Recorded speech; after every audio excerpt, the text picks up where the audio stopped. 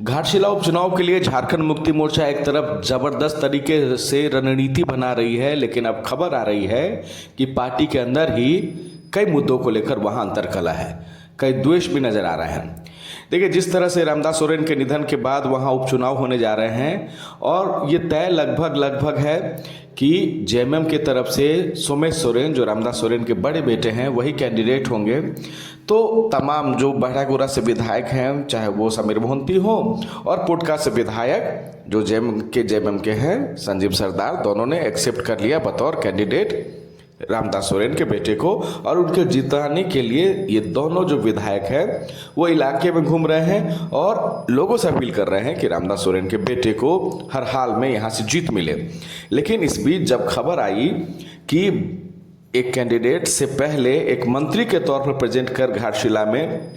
JMM चाहती है कि चुनाव जीते, उससे लेकर अब विरोध हो गया है। और विरोध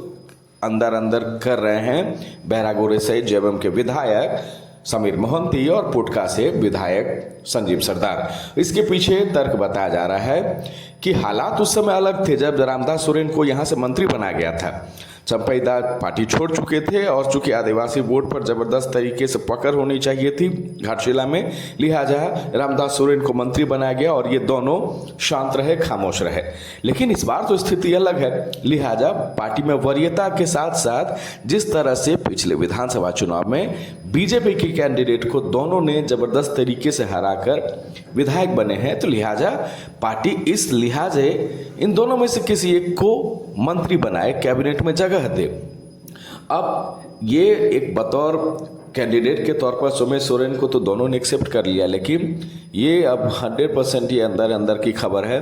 कि ना तो संजीव सरदार और ना ही समीर मोहंती बतौर मंत्री रामदास सोरेन के बेटे को एक्सेप्ट नहीं करने जा रहे हैं फिलहाल की राजनीति में। और ये घाटशिला उपचुनाव में कहीं ना कहीं से ये एक मैसेज भी होगा जेएमएम की तरफ से और ये यहाँ पे फिर दिक्कतें हो सकती है। देखिए, संजीव सरदार इस बीच में गए भी थे, जब मुख्यमंत्री बंगाल से लौट रहे थे तो बाकायदा उनसे मुलाकात भी की थी और मुख्यमंत्री खुद वहां आकर इलाकों में आकर एक तरह से सोमेश सोरेन के नाम पर प्रेजेंटेशन दे चुके हैं। ये कह चुके हैं साफ मैसेज कि भाई घाटशिला से जो अगर जेएमएम के उम्मीदवार कोई लड़ेंगे तो रामदास सोरेन के बेटे होंगे।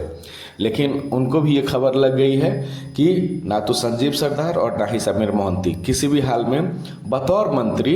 रामदास सोरेन के बेटे को एक्सेप्ट नहीं करने जा रहे हैं। और यही पार्टी के अंतर्कलह जो है अगर जारी रही तो आने वाले उपचुनाव में पार्टी को दिक्कत हो सकती है और ये जेएमएम को इस बात की खबर है।